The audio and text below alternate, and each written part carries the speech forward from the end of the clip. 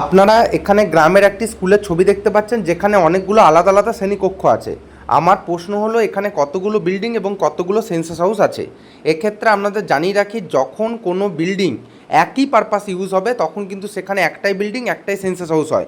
সুতরাং যেহেতু স্কুলের ক্ষেত্রে একই পারপাসে ব্যবহৃত হচ্ছে, সুতরাং এখানে একটা বিল্ডিং এবং একটাই সেন্সাস হাউস হবে। তো চলুন দেখে নেওয়া যাক এইচএল অ্যাপের মাধ্যমে কিভাবে আপনারা এই স্কুল বিল্ডিংয়ে সার্ভে করবেন। যেহেতু স্কুলের ক্ষেত্রে একটাই বিল্ডিং এবং একটাই সেন্সাস হাউস, সুতরাং আমরা এখানে প্রথমে একটা বিল্ডিং নাম্বার দিয়ে দেবো। ক্ষেত্রে আপনাদের বলে রাখি, সাপোজ আগের যে বিল্ডিং নাম্বারটা ছিল সেটা ছিল CN132, সুতরাং এখন যে বিল্ডিং নাম্বারটা হবে সেটা হবে CN133।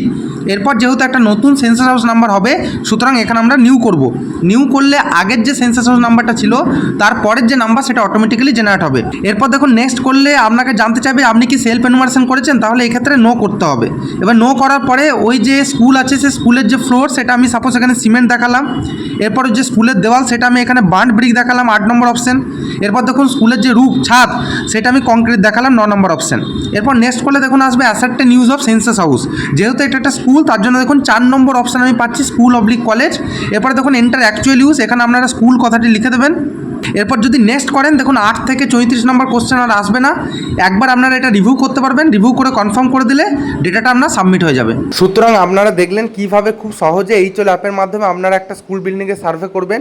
এরপরেও যদি আপনাদের কোনো প্রশ্ন থাকে আমাকে কমেন্টে জানাবেন, আমি অতি অবশ্যই পরবর্তী ভিডিও বানিয়ে সেই প্রশ্নগুলোর উত্তর দেওয়ার চেষ্টা করব।